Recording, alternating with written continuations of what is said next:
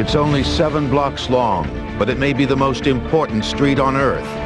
Wall Street. It's fueled some of the greatest economic expansions ever known. It's plunged millions into poverty and ruin. Now the thrill, the terror, the technique, and the technology of the stock exchange on Modern Marvels.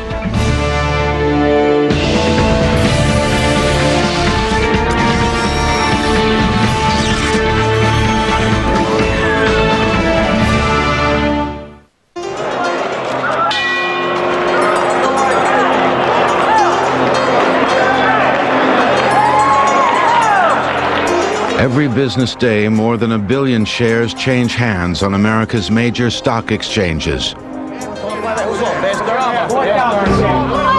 Nearly $90 million worth of stock changes hands every minute. 300 are coming out at 1 and 3 8. 200 apex. Brokers constantly scramble to do their clients' bidding in the battlefield of high finance. The floor is a rather unique kind of place. It's a place where people have known each other many years. Each day get together to compete on behalf of clients they've never met. A stock exchange is actually 2 markets in one. First, it's a place where a new company can raise millions or billions of dollars overnight by offering ownership of the business to hundreds of thousands of small investors. These pieces of ownership are called shares of stock. Second, the exchange is the place where people can sell their stock to someone else whenever they wish. You could be in the airline business today, and you could be out of that, and you could be in the automobile business tomorrow. And that ability to enter and exit and get paid back for your investment in those shares creates a great market for the initial investment.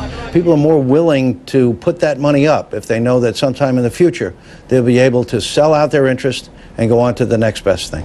40% of American families own stock in U.S. companies either directly or through mutual funds and pension plans. The exchange lets people know how these companies are doing by allowing a free market to place a value on their stock. Well, I like to say that a stock market is a market in information. I mean, it uses information from outside to evaluate companies, but then the process of the stock market creates new information by putting a price on things that everybody in the country can read. The modern market is a tightly regulated and finely tuned institution. But this wasn't always the case. Centuries ago, investing in stocks was chaos.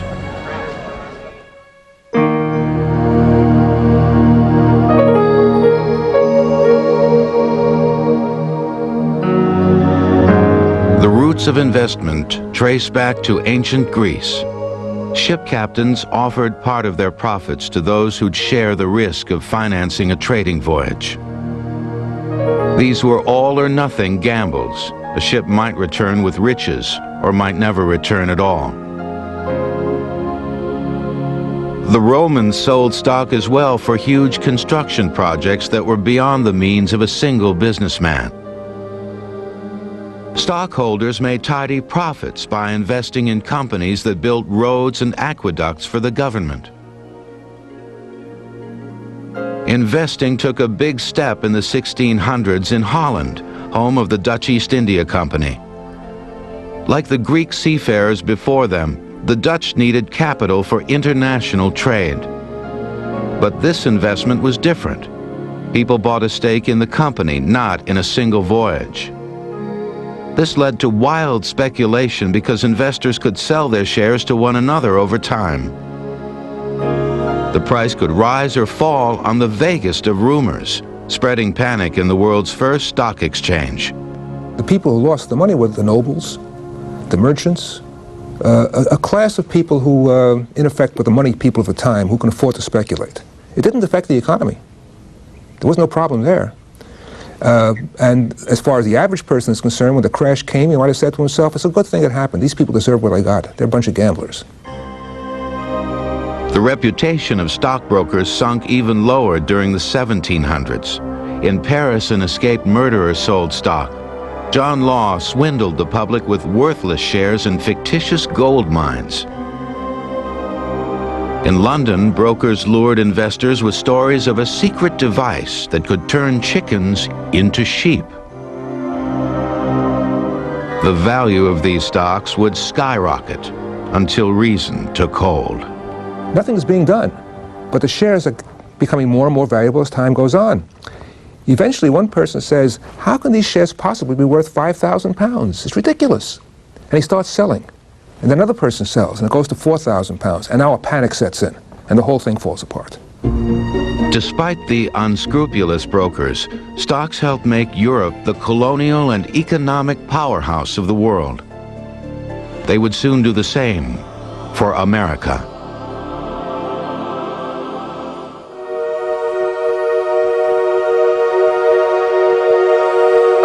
Wall Street got its name when New York was a tiny colonial outpost. In 1653, Pilgrims built a wall to keep out Indians. 100 years later, the wall was gone. But the path that ran beside it had become the heart of New York's commerce and society. Here was the auction block for slaves, and the pillory for public humiliation.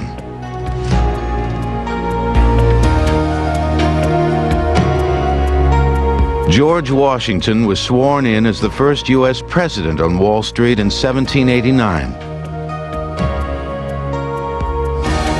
Wall Street was also where merchants gathered beneath a buttonwood tree to auction off stock in banks and mines, making a commission on every sale. This open-air market lasted until 1792, when 24 merchants signed a document known as the Buttonwood Agreement.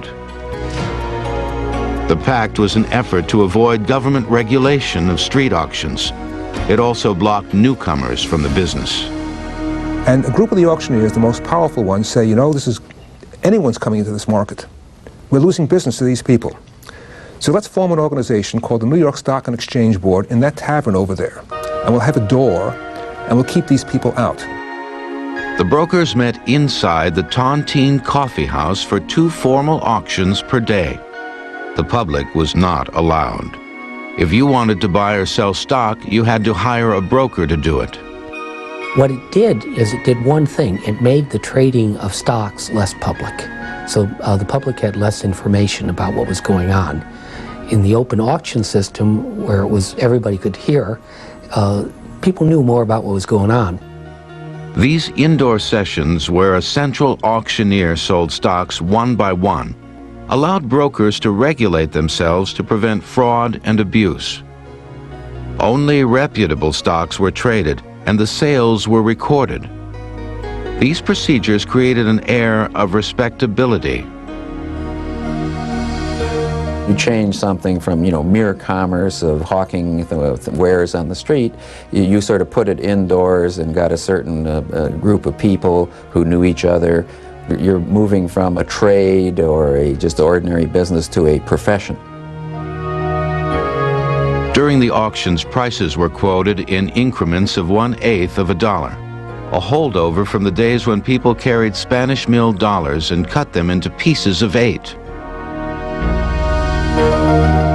Only 30 companies were traded inside the exchange. Banks, cargo insurance companies, construction firms that built bridges and piers. But only a handful of fearless investors dared buy them. Many people were afraid of stock, because if the company went bankrupt, the stock owners could lose everything. So stocks were for 2 kinds of people: outright speculators or people who try to take control of the company. The struggle for respectability on Wall Street brought only limited success. With time, the trading of less reputable stocks resumed on the street among brokers who weren't allowed to join the exchange. Here, disputes were settled with fists. Big changes, though, were in store for Wall Street. America's westward expansion would soon spark an explosion of activity. And technology would speed up the pace of business beyond anyone's wildest dream. In 1789, the first government bonds were traded on Wall Street, $80 million worth, to pay for the recent war against England. The stock exchange will continue in a moment on Modern Marvels. We now return to the stock exchange on Modern Marvels. Several legends describe how the terms bull and bear found their way to Wall Street. The most dramatic tale involves a style of bullfight in the old Wild West. A 1,000-pound grizzly would be chained to a stake in a bullfight arena. Then a bull would charge. The bull could win the contest by thrusting upward with its horns. The bear could survive by wrestling the bull down, breaking its neck. On Wall Street, bulls were brokers who expected stock prices to rise. Bears were traders who anticipated drops in the market. And many bears used the declines to outwit other investors. In those days, if you were on Wall Street, you had a dark side. Wall Street was no place for amateurs. There was no federal government on Wall Street. The state government didn't have much to do. The rules are very few and far between. In other words, it was a jungle. The bulls included colorful figures like Hetty Green, whose severe appearance and miserly character earned her the nickname the Witch of Wall Street. Green became the world's richest woman by investing in railroads.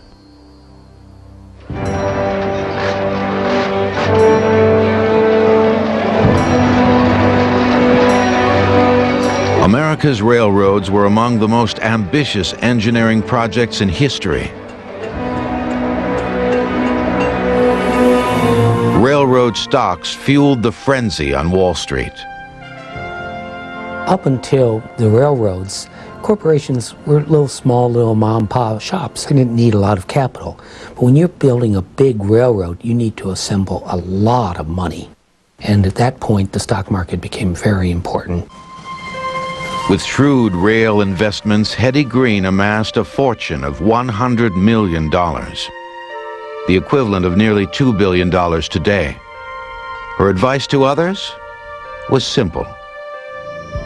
There is no great secret to fortune making. All you have to do is buy cheap and sell dear. Act with thrift and shrewdness, and be persistent. Hetty Green. To accommodate the railroad boom, the New York Stock Exchange moved several times in search of larger quarters, settling in 1865 in a building near the corner of Wall and Broad. To create a pleasant atmosphere, the building's ventilation system wafted perfumed air across the crowded trading floor.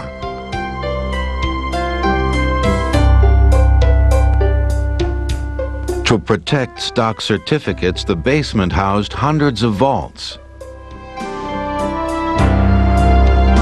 By 1870, the old system of auctioning stocks gave way to a free-for-all. Brokers roamed the floor, making deals throughout the day. In this crowd were ruthless marauders known as Wall Street Bears. The markets in those days, particularly the stock market, was an arena for the gunslingers, the takeover artists, the robber barons. This was their playground, and that's where they ran prices of stocks up and down to suit whatever shenanigans they were trying to pull at the time. The most notorious bear was a former store clerk who became the market's most detested raider. Jay Gould was one of the most famous speculators in Wall Street. He was called the Mephistopheles, sort of the devil of Wall Street, because he was always looking out for number one and not really thinking so much about companies. That's what people say. I think he was also interested in building up the value of some companies, but he was a manipulator. Gould earned his seat among the kings of Wall Street by mastering the short sale, a technique to make money when a stock went down in price. Gould would persuade unwitting investors to loan him their shares at a small rate of interest. He would immediately sell them at the exchange. Gould then published vicious rumors about the company in a newspaper he owned in order to drive its stock price down. He bought the shares back at the lower price and returned them to their owner. His profit was the difference between the price he received when selling and the price he later paid to buy the stock back. The fact that a company and its shareholders might be ruined in the process seemed of no concern to Gould. The bulls and bears made Wall Street a rambunctious place. The street itself remained a busy marketplace for the so-called curbstone brokers who continued to trade the stocks of smaller companies out of doors until they formed the American Stock Exchange in the 1920s. The bull and bear struggle also made Wall Street dangerous. Every 20 years, the street would fill with investors panicked over a crash in prices. Sometimes the exchange was forced to close for days. The outbreak of World War I sparked a panic that closed the market for more than 4 months.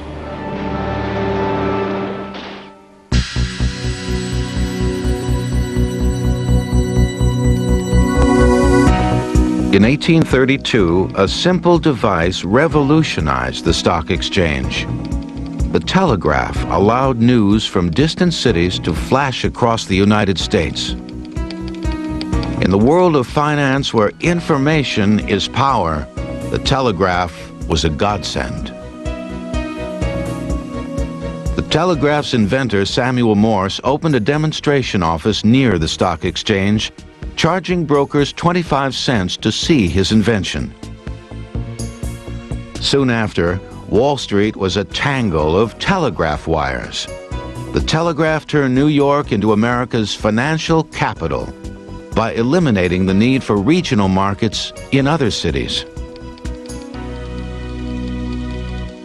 The telegraph makes it possible for New York to become a central marketplace.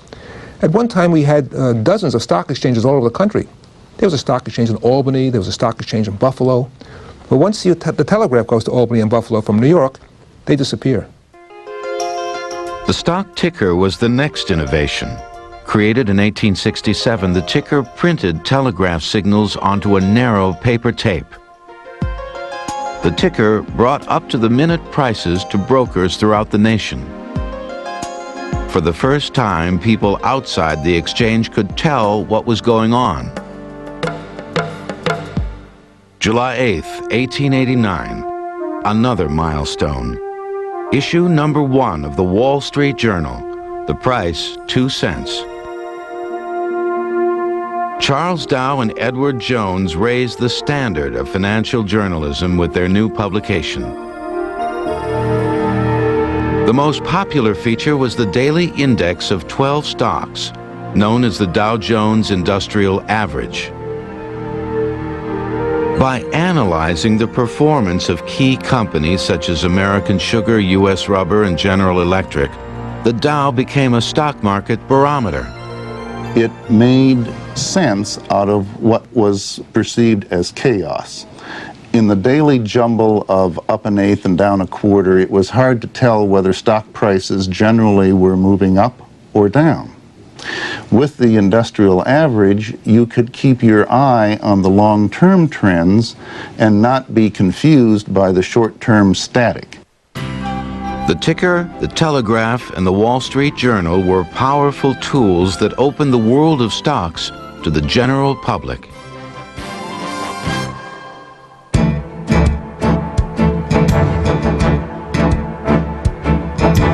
The most powerful man in America was the son of a prominent banker who made his own mark in history as the undisputed king of corporate mergers. His name, J.P. Morgan. Morgan combined hundreds of independent railroads and factories into coast-to-coast monopolies. Morgan's greatest achievement came in 1901, when 9 companies joined forces to become U.S. Steel. It was the world's first billion-dollar corporation, with stocks so valuable it boosted the Dow Jones average by 500%. J.P. Morgan was a stern, autocratic man who never gambled and based his decisions on business fundamentals.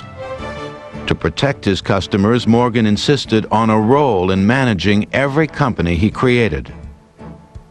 If he sold you a security, a stock in a railroad company, if the railroad company got into trouble, he would move in and try to improve the situation. He wouldn't say, well, you know, that's tough, you bought the stock and you know what the risks were, I'm done with it. No, he wouldn't. He would say, I sold you that security and I thought it was good. It turns out it's not so good now, so I'm going to get involved in that railroad and I'm going to try to make it good. Morgan controlled 341 seats on the boards of more than 100 different companies. Investors respected Morgan, but the public did not. His railroad monopoly raised shipping prices, hurting farmers. Morgan supported child labor and opposed labor unions. President Teddy Roosevelt used antitrust regulations to bust up parts of Morgan's empire. But when Morgan died in 1913, he received a funeral befitting royalty. The stock exchange closed for 2 hours as his hearse passed by. His death was treated like the death of a monarch. In other words, big funeral procession, front page news all over the world, editorials, one editorial saying he was a monster, thank God he's dead, another editorial saying the great age has passed and we have to find someone like him around. The only trouble was there was no one like Morgan. He was sui generis. He was just by himself. Some hated Morgan so deeply that his company became the target of a terrorist bomb 7 years after his death. On September 20th, 1920, a wagon loaded with explosives killed 30 people and injured 100. The entrances to the Morgan Company and the New York Stock Exchange across the street were littered with bodies. The crime was never solved. Wall Street quickly recovered from the 1920 blast, but more shocks were ahead. The biggest boom market in history was coming. So was the biggest crash. In the early days of Wall Street, merchants kept an actual inventory of securities on hand, which they sold over the counter like any other product. The stock exchange will continue in a moment on Modern Marvels. We now return to the stock exchange on Modern Marvels.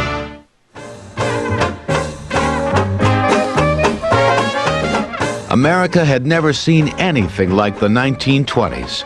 World War I ended in victory. Factories were booming. Families had money to burn. They go to the movies. They had a phonograph. The family might have had a car. All things are changing in that and getting better, and getting much better. By 1920, the New York Stock Exchange, a private institution, looked more impressive than many government agencies. The exchange had torn down its building at the turn of the century to construct a larger one that projected an image of strength. The new trading floor was enormous. Each stock was now traded at a particular spot called a post. Steel stocks were clustered at one post, railroads at another. Auctioneers called specialists controlled the bidding.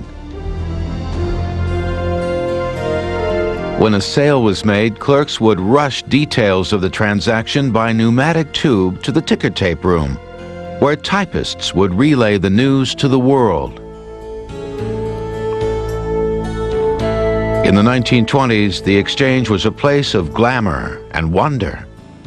I started on the floor of the New York Stock Exchange as a page. In 1926, having just graduated from prep school, and I was 16 years old at that time. It was a very exuberant period. I thought it was kind of lively and a lot of fun. Stocks were becoming a national pastime. Americans bought millions of radios and shares in the company that made them. As cars became popular, so did auto stocks. The demand for stocks pushed prices through the roof. Between 1924 and 1929, the Dow Jones Industrial Average shot up more than 300%. You had a lot of people in the market that knew nothing about the market except they were going to make some quick money. And the thing was obviously overblown. Unscrupulous brokers made things worse by pressuring investors into buying questionable stocks. There was a lot of opportunity for people to believe in what they were being told, and there were a lot of people there willing to take advantage of telling them that this company or that stock or something was going to just really go gangbusters. Even more dangerous, many investors bought stock on credit, known in the trade as buying on margin. You could buy stock if you were a good customer for 10% margin.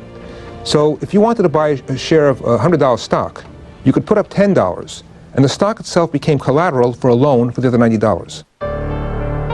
The widespread use of credit and the tremendous rise in stock prices made some investors wonder how long the good times could last. In 1928, stockbroker Charles Merrill of the firm Merrill Lynch sent a bluntly worded warning to clients. Now is a good time to get out of debt. We do not urge that you sell securities indiscriminately, but we do advise, in no uncertain terms, that you take advantage of present high prices and put your own financial house in order. Charles E. Merrill.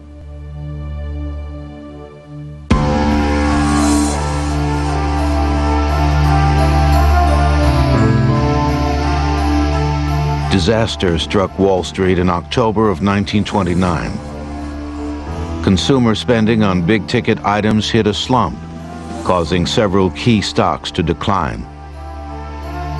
The drop sparked a rash of margin calls, where brokers demanded that investors put more cash into their stock market accounts.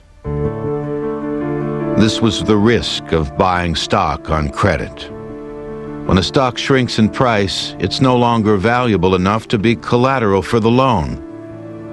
Investors must put up cash or margin to even the scales. If they don't, their account will be liquidated. October 24th, 1929. Thousands of investors failed to come up with the necessary cash by the time their brokers entered the exchange. When the opening bell rang at 10 a.m., the liquidation sale began. Well, it started off, as I recall, like a busy day, and pretty soon it got worse and worse.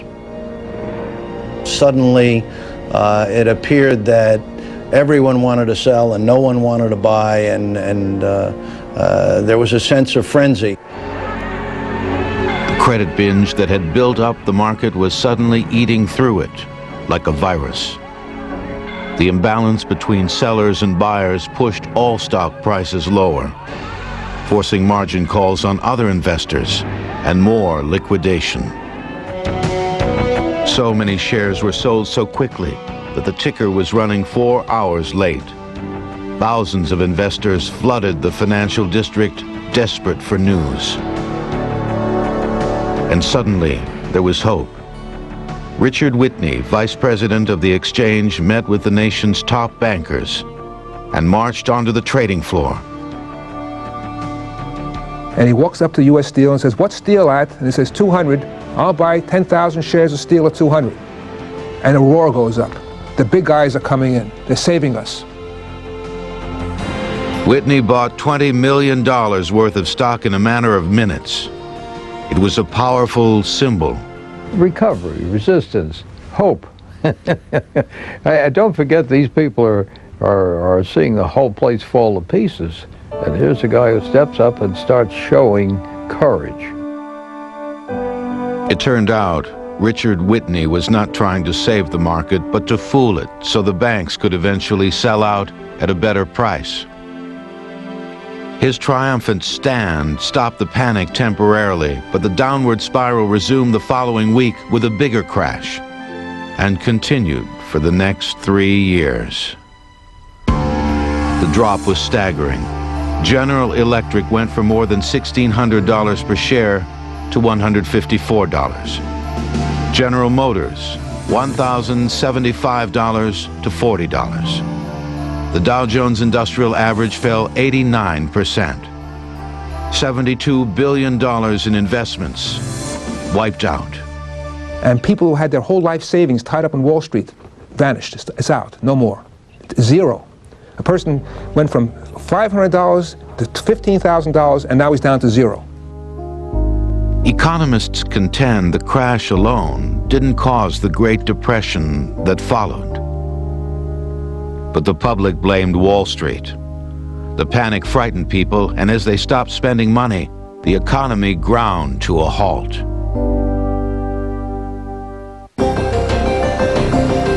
The crash revealed major flaws in America's unregulated market price for stocks.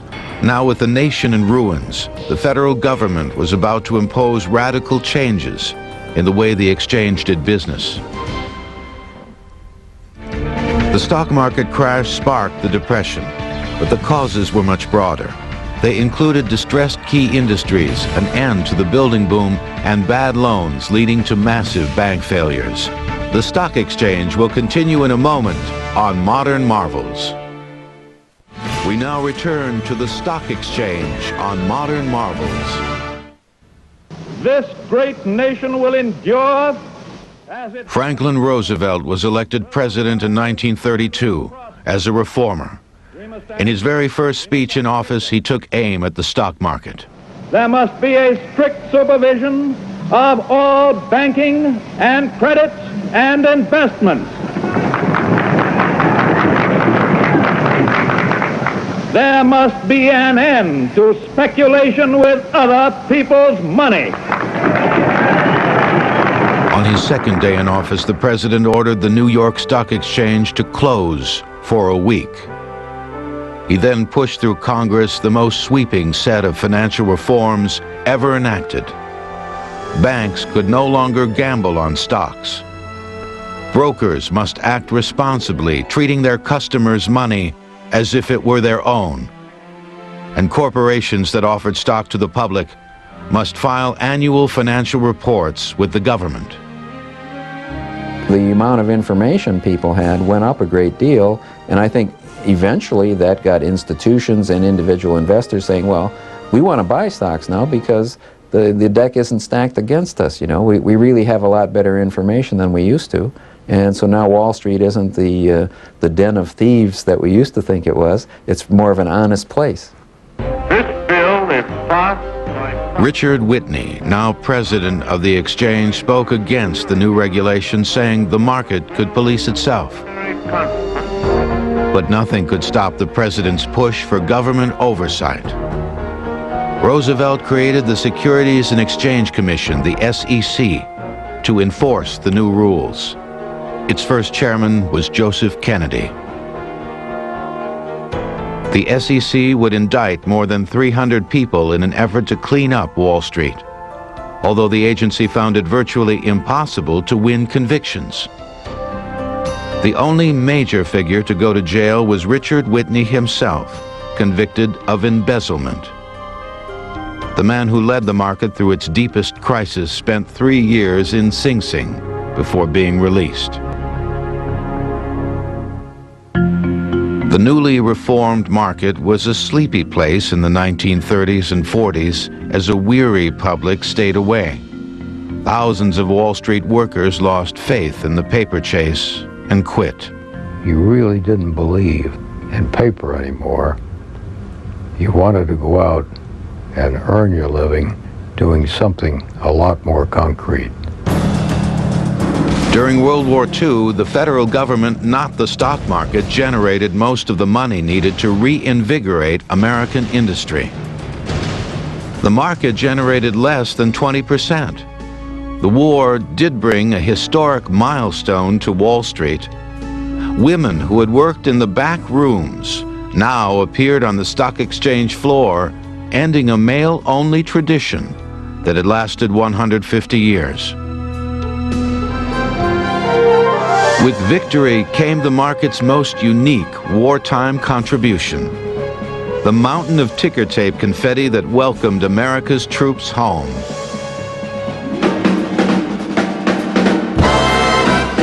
The baby boom years after World War II sparked another major expansion of the American economy.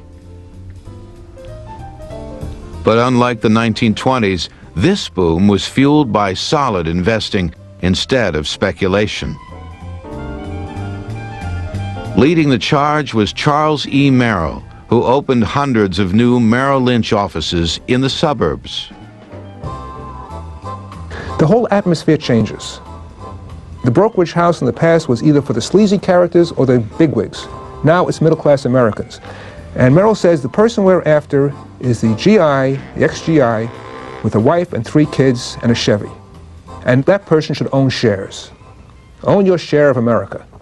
And it works. Merrill Lynch offered investment classes for women and placed a How to Invest exhibit in New York's Grand Central Station. Commuters could drop in to see if stocks were right for them. One of their innovations was to make research reports, which they gave out free to clients and would-be clients, saying, here, here's what our company thinks. It's investigated this company, and here's how we see its prospects. As American investors returned to stocks, the market finally recovered. 90, brother. 90 to 200. How's it quoted? 90 to a quarter. 301 of it. 90 quarter. In 1954, the Dow Jones Industrial Average broke 300. The market had set 25 years earlier, just before the 1929 crash. One of the biggest innovations in the 50s came not from Wall Street, but from a university campus 800 miles away.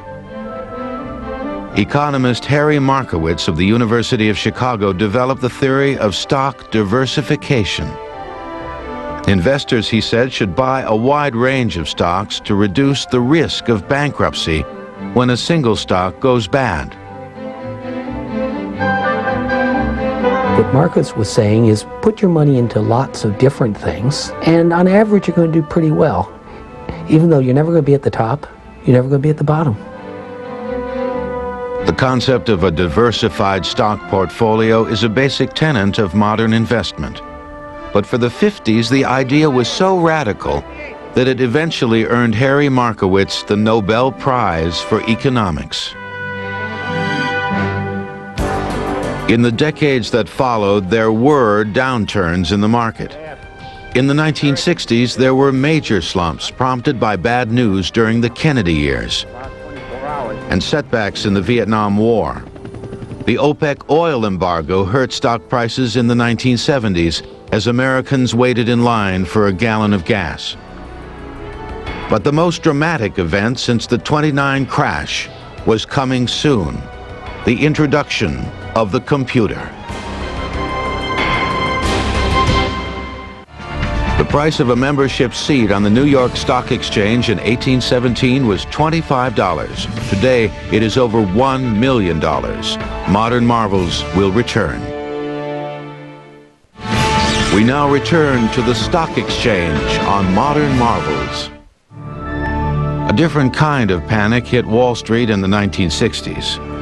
A paper panic. The rise of pension plans and mutual funds pushed the trading volume to 11 million shares per day.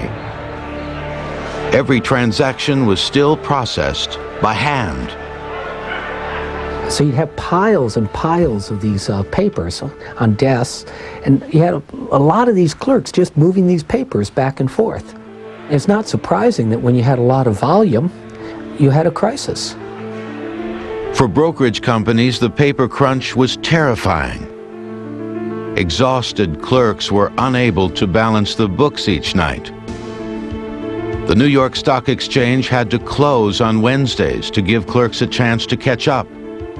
The clerks would work around the clock, and every once in a while they'd go on a cot and sleep for an hour and come right back again. They wouldn't go home for weeks. At its height in 1968, the paper crunch touched off a devastating cash flow crisis, which forced nearly 100 brokerage companies into bankruptcy. Computers solved the problem with their ability to document stock transactions at the speed of light. Since the 1970s, computers have assisted brokers with every aspect of the securities business. They route smaller transactions directly to the trading posts, ending the delay caused by hand-carrying an order across the floor. Computers have vastly improved the market's ability to handle the ever-growing volume of trades. Computers, though, have had a dark side. They were largely responsible for the biggest single-day drop in stock market history. October 19, 1987, the market began a decline that raced out of control. Lightning-fast computers had been pre-programmed to rapidly sell stocks when prices hit a predetermined level. Just press the button and you sold, which set off something at another computer, and a third computer, and a fourth computer. Now what happened was the volume was tremendous. People couldn't keep up with these things. The Dow Jones average plunged 508 points, a drop of 23%. The plummet taught traders a lesson. The New York Stock Exchange has installed circuit breaker programs that restrict trading when the Dow fluctuates too rapidly to prevent runaway disasters in the future.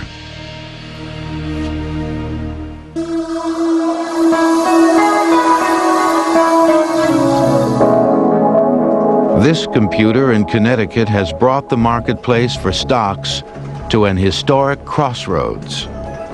This is NASDAQ, built in 1971 by the National Association of Securities Dealers. The NASDAQ system is a quick and inexpensive way to trade without the need for face-to-face encounters. NASDAQ links hundreds of brokerage houses worldwide. What we're doing is we're replacing the people on the floor congregating in a group, okay, to various people in different houses on the street at their desks, bidding and offering in this box. And everyone has access to what is going on at the same time. The NASDAQ interactive screen displays 2 columns for every stock. A list of brokers trying to buy shares for their clients along with the price they're willing to pay, and brokers trying to sell stock and the price they're willing to accept. NASDAQ primarily handles stock in America's younger, smaller, high-technology companies. But NASDAQ's phenomenal success is prompting some observers to wonder about the future of the New York Stock Exchange, where shares of larger, more established corporations are bought and sold in a traditional auction. Some economists think the days of face-to-face trading are numbered.